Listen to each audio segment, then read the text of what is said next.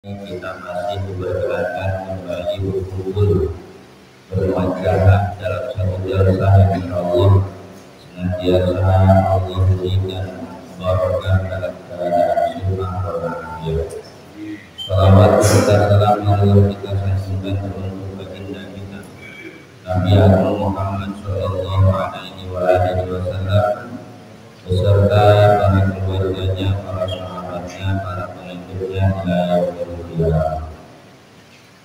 para jamaah sekalian yang saya hormati dan mudah-mudahan dimuliakan oleh Allah Subhanahu wa taala.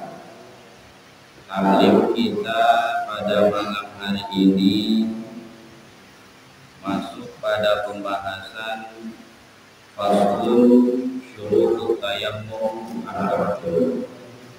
Syarat dalam melaksanakan tayammum.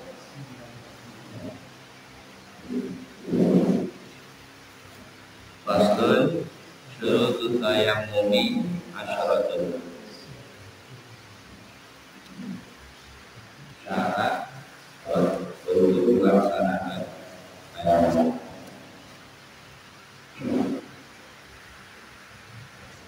Qala al-mu'allif rahimahullah wa nafa'ana bihi wa 'ulumihi fid din wad dunya wal akhirah. Bismillahirrahmanirrahim. Faslun ay hadza faslun syurutut tayammumi asyaratun. Ayyakuna biturabin wa ayyakuna at-turab tahirun wa alla yakuna musta'malan wa alla yukhaliduhu daqiqun wa nahwu wa ayyamsidahu wa ayyamsaha wajhahu wa yadayhi bi darbataini wa ayyuzila an-najasata awwalan wa ayyajtahida fil qiblati qabla wa ayyakuna at-tayammum ba'da dhuhuril waqti wa ayyatayammama dhuhuril waqti. Faslun syurutut tayammumi asyaratun. Syarat untuk bertayammum di sini disebutkan ada 10. Syarat tayammum ini ada 10. Kalau kemarin kita membahas tentang apa? Sebab-sebab tayammum. Selesai sampai pembahasan hayawan yang muharram sama hayawan yang ghairu muharram. Sekarang masuk pada pembahasan syarat dalam melaksanakan tayammum. Al-mu'allif sebagaimana yang tertulis di dalam kitab Safinah ini menyebutkan syurut tayammum. Pertama, ayyakuna biturabin. Tayammum hanya bisa dilakukan dengan menggunakan turab, debu. Ya. Tayammum hanya bisa dilakukan dengan menggunakan turab atau debu. Tidak bisa tayammum pakai tanah. Tidak bisa pula tayammum pakai pasir yang tidak ada turab. Ya. Yang tidak ada turabnya, apalagi kalau tayammumnya itu pakai lumpur, bukan tayammum, nama itu masukkan. Tidak bisa. Tanah pasir yang tidak berturab, tanah ataupun pasir yang tidak berturab itu tidak bisa dipakai untuk tayammum. Tidak ada debu di tanah itu, tidak ada debu di pasir itu, tidak boleh untuk digunakan tayammum kalau memang tidak ada debu. Syarat pertama, mau tidak mau, ya suka ataupun tidak suka, tayammum harus dilakukan dengan memakai turab debu yang khalisin, yang murni, tidak ada campur, tidak ada campuran. Sekarang gimana kalau ada orang praktek tayammumnya itu yang terlihat sama kita mungkin bentuknya adalah pasir. Sebagaimana tadi yang sempat saya singgung, kalau pasirnya itu tidak berturab, Kalau pasirnya itu tidak berdebu, maka tidak boleh itu dilakukan, digunakan untuk tayamum. Pasir cuci yang sudah dicuci ini tidak lagi berdebu, itu tidak boleh untuk digunakan tayamum. Nah, nanti dalam prakteknya sebahagian dari beberapa orang yang mungkin pernah melaksanakan tayamum, dalam prakteknya kok ada pasir yang digunakan itu pasir yang berturap. Harus pasir yang berdebu. Kalau tidak pasir yang berdebu maka tidak boleh digunakan untuk murni khalis, tanpa ada campuran apapun. Tanpa ada campuran apapun. Makanya yang dipakai tayamum ini bukan pasirnya. Setelah darab memindah, darab itu takbir, nakmul turab ini memindah turab dari tempatnya. Yang berpasir bisa ada pasir itu, pasir terus kita tempatkan di baskom atau apapun itu tempat terus kemudian kita tahwil turab, memindah turab dengan mengumpulkan telapak tangan kita di tempat yang sudah berisi pasir tadi. Nah, ini kan campur masih ini. Ada turabnya memang Pak. Karena pasirnya ini berdebu. Kalau pasirnya tidak berdebu, tidak boleh dipakai untuk tayamum. Nah, karena masih ada pasirnya, maka ya harus dihilangkan pasirnya. Harus dihilangkan pasirnya. Pasir kena muka kan ya lumayan sakit. Yang wajib dalam tayamum itu, yang wajib diusap dalam tayamum itu diantaranya muka. Yang wajib diusap dalam tayamum. Nah, setelah butiran-butiran pasir yang masih menempel di telapak itu rontok, kalau bahasa sudah digibrigen, ya terserah mau modelnya begini, asal jangan begini. Setelah naklu, setelah tahwil, ini kan ada pasir yang menempel, pasti boleh pakai pasir, tapi pasir yang berdebu. Kalau pasirnya tidak berdebu tidak boleh. Nah, untuk menghilangkan butiran-butiran pasir yang masih menempel di telapak tangan kita setelah kita takwilul turab min wi'aihi ilal wajhi, kita pindahkan melalui telapak tangan. Telapak tangan ini al-masih, alat yang digunakan untuk membasuh. Al-mamsuh yang pertama dalam tayamum adalah bagian wajah. Nanti beda konsekuensinya kalau debu yang masih menempel di al-masih, telapak tangan kita yang kita gunakan sebagai alat untuk bertayamum, dengan debu yang masih menempel di muka kita, al-mamsuh, ataupun yang rontok ketika kita memulai proses mengusap, ada yang rontok terlihat atau tidak terlihat, ini hukumnya berbeda. Kalau debu yang masih menempel di al-masih ghairu mustaqmal, ini hukumnya tidak mustaqmal. Hukumnya tidak mustaqmal, yang masih menempel di telapak tangan. Kalau debu yang menempel di muka atau yang rontok ketika proses mengusap muka, rontok ke bawah, nah itu baru yang mustaqmal.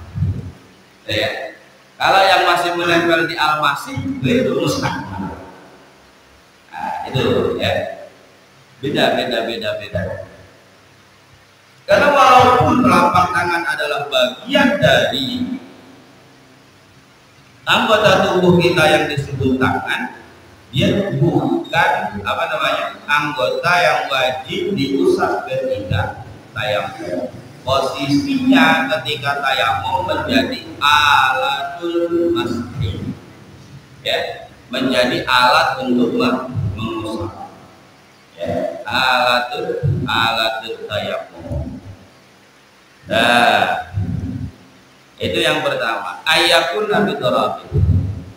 Wa ayakun aturab tahiran. Ini pula yang harus kita perhatikan. Tidak sembarang turab, tidak sembarang debu, ya, itu bisa dipakai untuk tayammum. Turab yang bisa untuk digunakan, ya, tayammum itu adalah turab yang suci, debu yang suci. Ada debu sudah mukhtalit binajasatin, ya, atau mukhtalit bimustakmalin, itu tidak bisa untuk dipakai.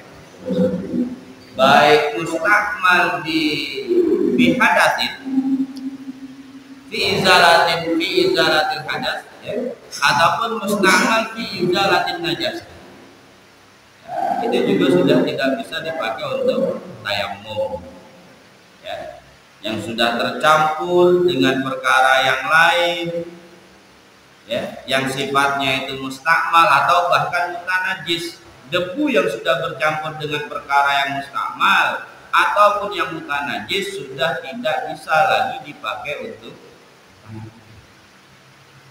harus betul-betul suci.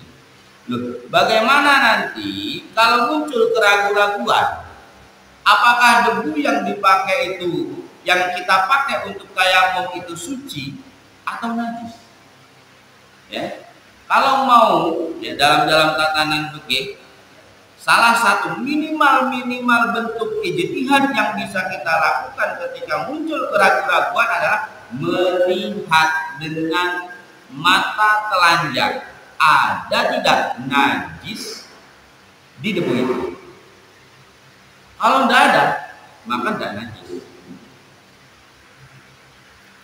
Realitanya, kenyataannya tidak ada najis yang terlihat oleh mata telanjang kita. Maka andai kata pun muncul was-was, muncul keraguan-raguan di dalam hati kita, kita kembalikan ke kaidah. Al-yaqin la yuzalu bisyai. Kenyataan yang bisa kita lihat tidak ada najis adalah sebuah keyakinan.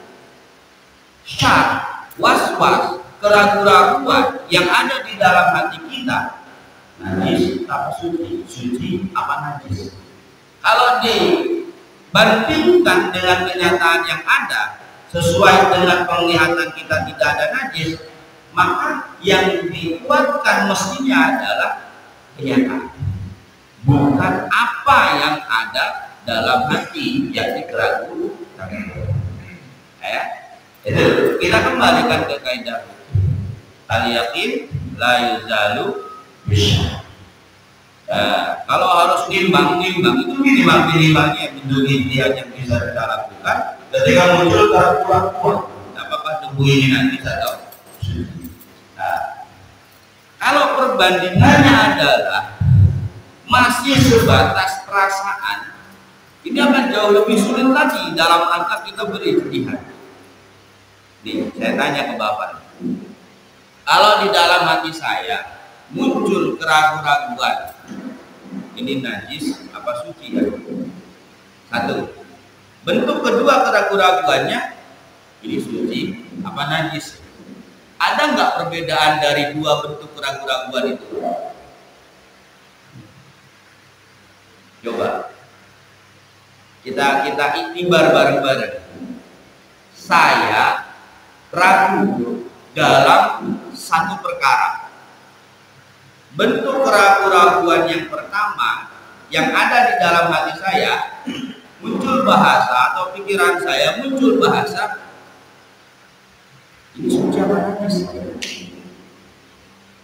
Tentang hal ini, keraguan-raguannya bukan suci atau najis. Yang ini suci atau najis. Tapi kalau yang ini najis atau suci.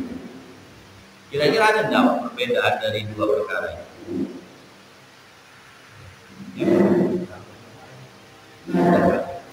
Betul tidak ada. Dalam tatanan fikih itu dipertimbangkan. Kok bisa? Coba deh, perhatikan bahasanya yang ini dulu. Ini suci atau najis? Kira-kira yang diragukan kesuciannya atau keberadaan najisnya? Suci apa najis? Kita tahu ini suci, tapi khawatir najis. Ya. Kita kalau bahasanya yang muncul, ini suci apa najis? Akan beda dengan ini najis apa suci.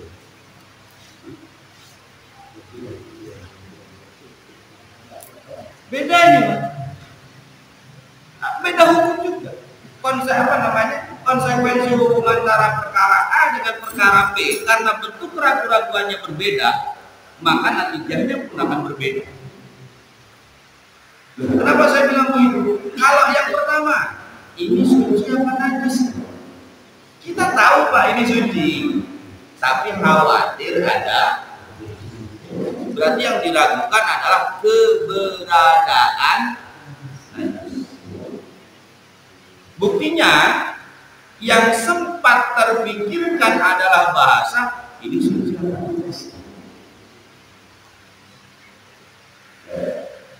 Ada ayam goreng, kita tahu ayam goreng itu kita doyan, pas ditawarin enak nggak nih?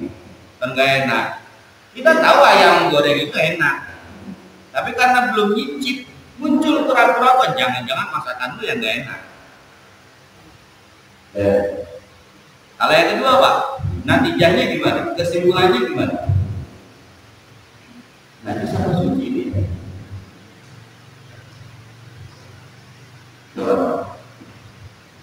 Yang terlihat oleh mata adalah potensi-potensi najis. Ya, yang terlihat oleh mata adalah potensi-potensi najis. Walaupun tidak ada tuh mata kita melihat ada najisnya, tapi karena yang terlihat adalah potensi-potensi najis, muncul keraguan-keraguan yang berbeda dengan perkara yang pertama. Kalau pertama ini najis sama suci ya, ini suci apa najis ya. Kalau yang kedua ini najis sama suci. Kalau yang pertama suci dulu apa najis ya? Kalian najis sama suci. Contoh,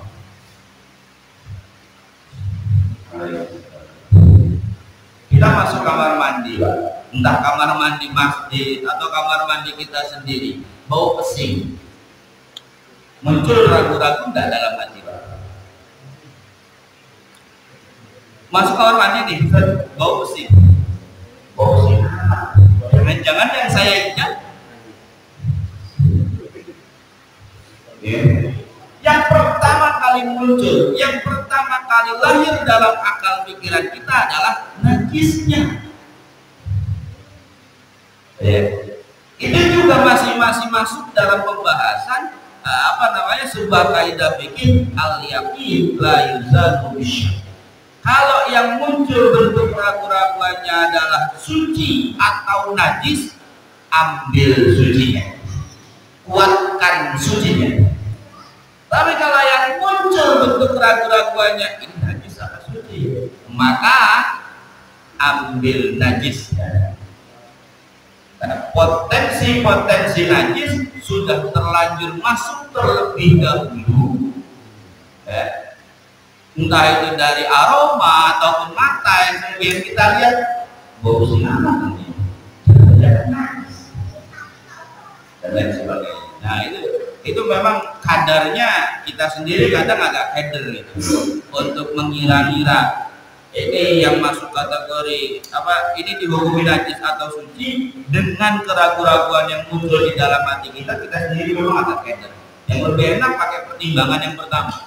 Kalau muncul ini najis apa suci atau najis, lihat saja sudah secara zahirul ain ada enggak najisnya. Kalau enggak ada najisnya udah suci. Begitu juga dengan debu kira-kira. Begitu juga dengan debu. Debu yang bisa digunakan untuk tayammum, syarat yang kedua adalah at-turab tahiran. Debu yang suci. Debu yang suci. Dhannan minimal, apalagi kalau bisa yakinan. Dhan yakin, hakul yakin, ainul yakin. Kalau mau digambarkan presentasinya itu berbeda. Syak, waham, itu yang paling kecil persentasenya adalah waham. Ya. Syak itu masih di atas waham.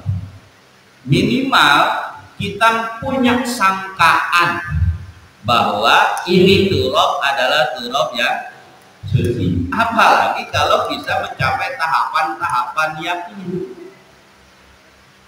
Bisa kita yakini bahwa turab ini adalah turab yang suci. Nah, itu sudah aman. Minimalnya udhon lah. Di tempat terbuka, gitu ya. Di tempat terbuka, kita mau ambil itu pasir yang berdebu. Pasir itu di tempat terbuka yang sudah berhari-hari. Ya. Untuk menguatkan bahwa pasir itu adalah pasir yang suci, lihat kenyataan yang ada sesuai dengan apa yang mampu kita lihat. Ada apa tidak najisnya? Kalau tidak ada najisnya yang bisa kita lihat, maka bisa kita pastikan sesuai kadar dhon kita bahwa turab pasir, ya, turab yang menempel di pasir itu adalah turab yang suci. Ya, kenapa kita berkesimpulan seperti itu? Tendensinya adalah tidak ada najis yang menempel atau yang tersembunyi di dalam pasir yang akan kita gunakan untuk tayamum. Itu landasan dhon kita. Ya, minimalnya ya ada dhon lah, ya, ada sangkaan lah. Ya, bahwa turab yang akan kita lakukan itu adalah turab yang suci. Minimal. Wasal itu Allah yakuna mustamalan. Yang ketiga adalah turab tidak boleh turab yang mustakmal. Ya. Saya ambilkan contoh sampel. Nanti Bapak tolong bantu mikir ya. Yang mana yang kira-kira sah dalam praktek tayamum, yang mana yang tidak sah. Jalanan depan sampai ke rumah saya itu kan ngumpulnya luar biasa. Panjenengan semuanya juga pasti tahu. Ngebulnya luar biasa. Sampai kalau kita pakai motor, ya, nggak pakai helm, nggak pakai masker, itu muka itu kayak kabur, saking banyaknya debu yang menempel di muka kita. Ya. Debu yang terbawa angin lantas menempel di muka kita. Ya. Dengan praktek, karena kita tahu di muka kita ada debu nih. Akhirnya kita gosok-gosokkan aja pakai telapak tangan kita. Langsung digosok-gosok dengan niat tayamum. Ada enggak tayamum yang dengan praktek seperti itu dianggap sah? Cara yang kedua, kita pakai khirqah. Khirqah itu potongan kain, lap kalau bahasa kita ya, lap, selampek lah kalau ibu-ibu.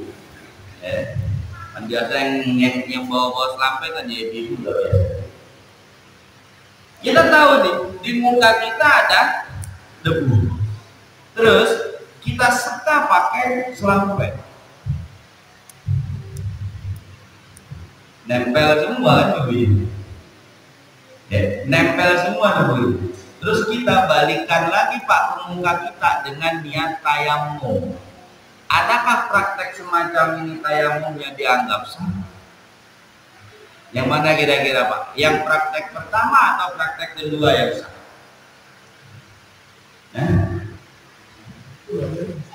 Kalau pertama debunya kita usek-usek aja udah, niatnya sambil musek-musek ya. Yang kedua pakai khirqah, pakai selampe. Kita seka dulu, ya. Sudah pindah dong, ada di lap, ada di selampe. Kemudian kita kembalikan lagi ke muka dengan niat tayamum. Yang mana Pak kira-kira yang sah tayamum? Dua pertama. Dua-duanya.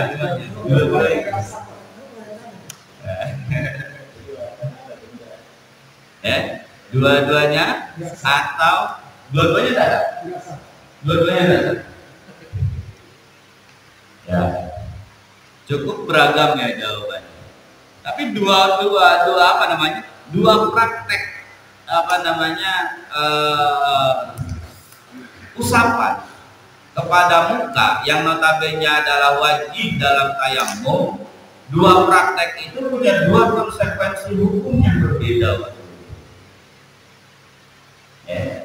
Dua praktek, yang satu kita udah tahu ada debu yang menempel di muka, ya. Kita menusuk-nusuk. Yang kedua, udah tahu ada di muka debunya, kita sekat dulu pakai selampe. Terus kita tempelkan lagi.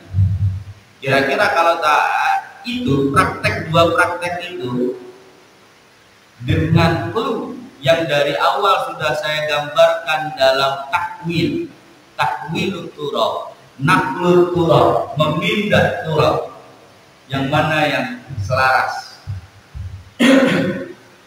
yang mana yang sama, ya sampai, ya selampe.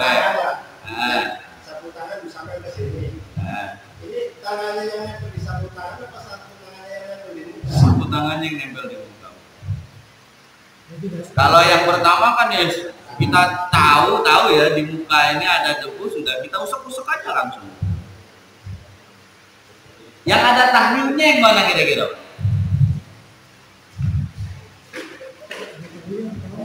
Yang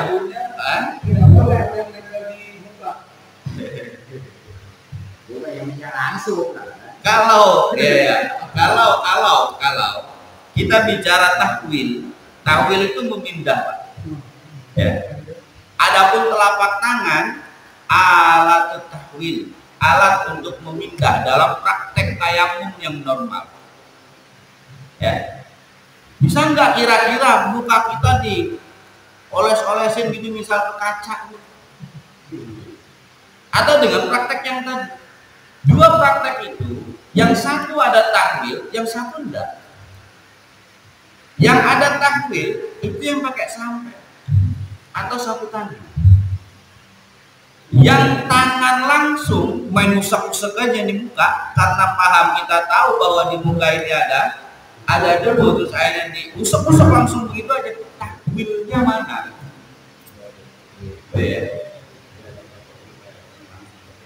Nggak ada takwil. Nah, ketika tidak ada takwil, maka potensi, ingat Pak ya, potensi untuk adanya debu-debu yang mustakmal tercecer ke bagian muka yang lain itu sangat besar, sangat besar. Kalau pakai selampe, pakai sapu tangan, ketika memindah debu yang ada di muka ke sapu tangan kan belum niat, dia belum dihitung tayamum.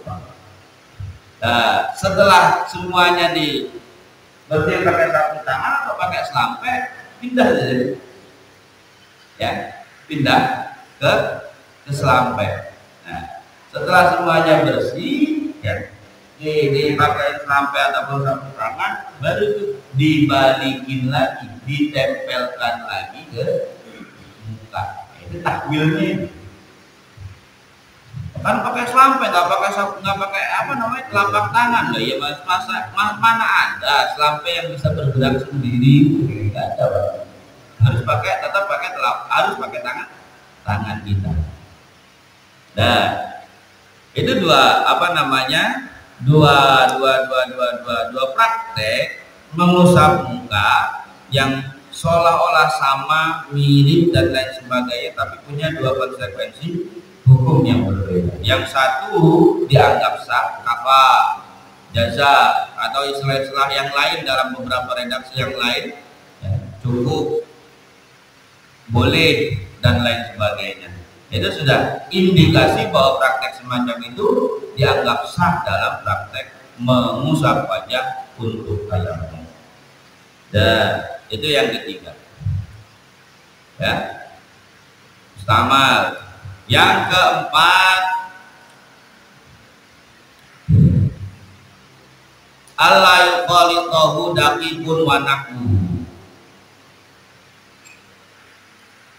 Tidak ada tercampur dengan debu yang akan kita gunakan untuk tayamum daqi. Daqi itu kalau gelepung, tepung gitu. Dalam bentuk perkara yang lain, zafaran atau benda-benda cair yang lain, minyak yang bisa menggumpalkan debu, Pak, Bapak tahu daki? Kita punya daki. Kalau kita gosok-gosok begini, pada ada dakinya. Itu gumpalan debu, Pak, yang sudah mengendap di badan kita, di pori-pori kita, yang sudah bercampur dengan. Akhirnya lama-kelamaan ada sebahagian yang mulai mengeras, membentuk gumpalan, sebahagian yang lain masih dalam proses pengerasan. Makanya kan kalau orang dulu kan bersih-bersih, betul-betul bersih, kenapa? Mandinya itu pakai batu. Jadi dakinya benar-benar melonjak semua. Kalau sekarang soal yang besar, ya gimana? Sedangkan daki kita itu sudah di beberapa bagian sudah ada banyak yang mengeras itu, gimana bisa cair? Ya. Begitu juga dengan debu yang boleh, ya, yang menjadi syarat untuk tayamum. Tidak boleh ada gumpalan-gumpalan debu bercampur dengan perkara yang lain. Bisa ada debu yang menggumpal, ya, membentuk sebuah satu bentuk saking banyaknya, terus ada mukhalid, ada mujau, ada barang lain, perkara lain yang bercampur dengan debu itu, sehingga debu itu lama-kelamaan menggumpal. Maka debu yang seperti itu tidak boleh dipakai untuk tayamum. Harus betul-betul debu yang tidak terkontaminasi perkara yang lain, baik perkara yang suci, mustakmal maupun yang mutanajis. Yang suci bisa berpengaruh, bisa menyebabkan debu itu tidak boleh dipakai tayamum kalau perkara suci yang bercampur dengan debu tadi itu menyebabkan gumpalan-gumpalan pada debu. Kalau yang mustakmal atau mutanajis, pokoknya bercampur sudah tidak bisa itu debu, walaupun tidak menggumpal, tidak bisa dipakai untuk sudah tidak tohir lagi. Allah yukhaliqahu daqiqun wa nahwu, ya, itu perkara-perkara lain selain debu yang bisa menyebabkan gumpalan-gumpalan pada debu ketika bercampur dengan debu. Ya. Yang terakhir, yang kelima, ya, al-ayyaqsidahu ay yaqsida at-turab li ajli takwir ilal udwi al-mansur fayatayammamu walau bi fi'li ghairihi bi idnihi. Tadi ya, pakai selampe kita lap muka kita, pakai selampe, pakai sapu tangan, atau pakai lap, pakai kain yang lain, apapun itu kita lap, harus ada qasdun takwin, ya, harus ada niat untuk memindah debu, ya, dari tempat semula dipindah ke sapu tangan untuk kemudian diusapkan kepada bagian tubuh yang wajib diusap dalam praktek tayamum.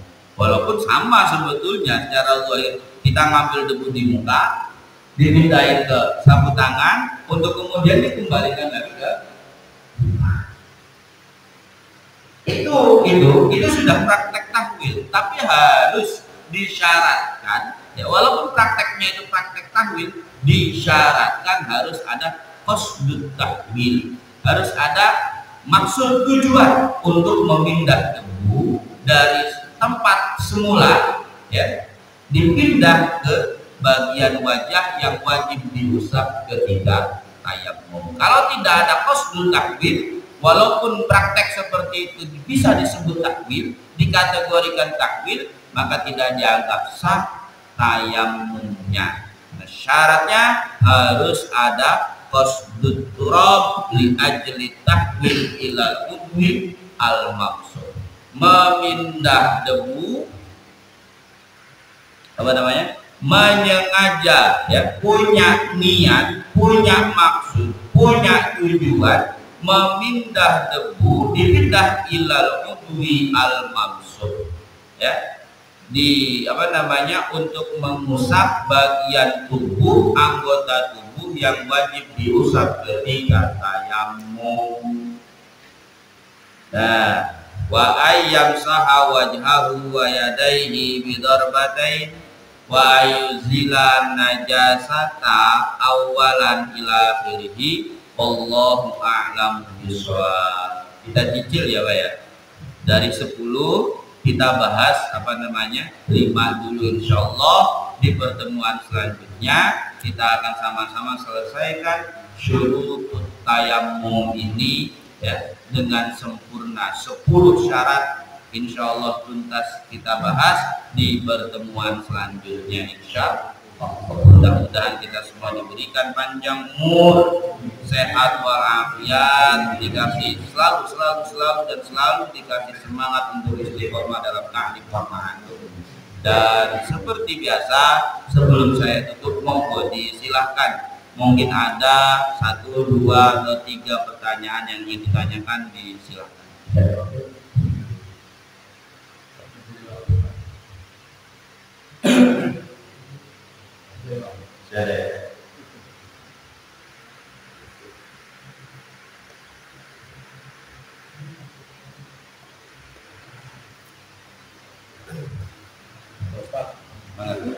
Saya mau tanya mengenai rumah sakit atau pusat ya. Kita kan pernah saya mengalami itu sakit yang tidak bisa mengelola air dulu ya. Nah itu di tembok.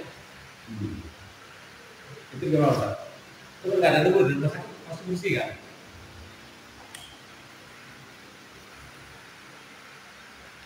Tembok rumah sakit? Iya. Kira-kira kemungkinan tidak ada debunya itu dengan pesawat, bangku pesawat lebih bersih yang mana kira-kira? Perbandingan dulu aja saya gimana sebelum jawab. Rumah sakit bersih. Betul.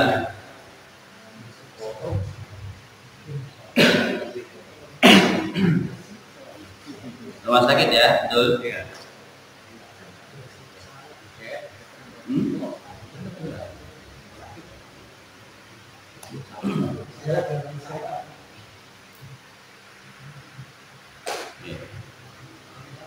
Dalam praktek seperti itu, sesedikit apapun debu, ya, sesedikit apapun debu, kalau di dalam praktek tayamum itu tidak berpengaruh dengan keabsahan tayamum.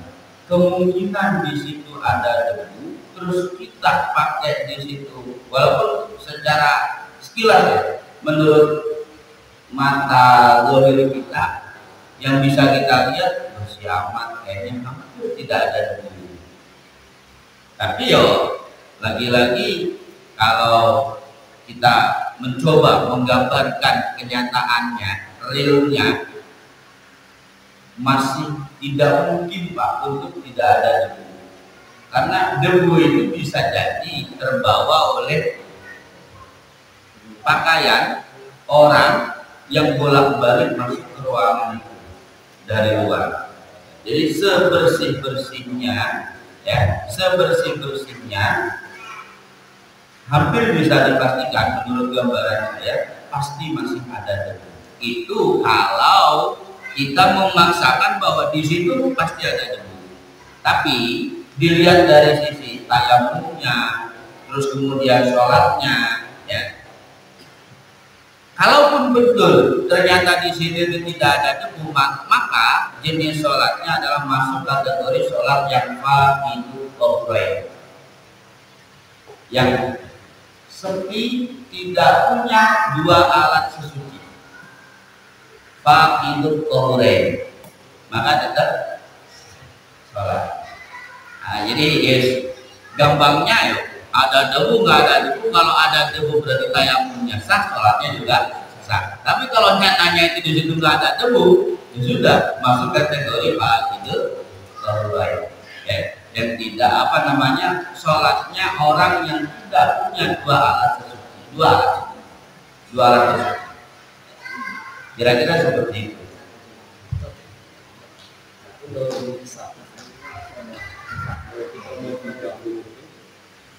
Kemudian kita bersih dulu kalau tahu bersih dulu atau kita nggak tahu kalau bisa itu kan jadi nggak Sakit ya?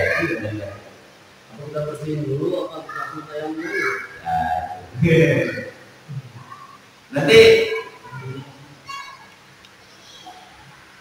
Nanti ada, ya, belum kita belum masuk ke itu. Yang ketujuh nanti ada syarat untuk tayamum itu harus bersih dari najis, ya, harus bersih dari najis sebelum tayamum. Kalau wudu tidak harus bayar. Walaupun di kaki kita ataupun di anggota yang lain kita masih ada cipratan air kencing misal, yang kita nggak tahu, kita nggak rasa kalau di situ itu masih ada cipratan air kencingnya, kita wudunya dekat. Tapi kalau tayamum masih ada najis yang menempel di badan kita, tayamumnya tidak sah. Loh, kenapa? Beda ya.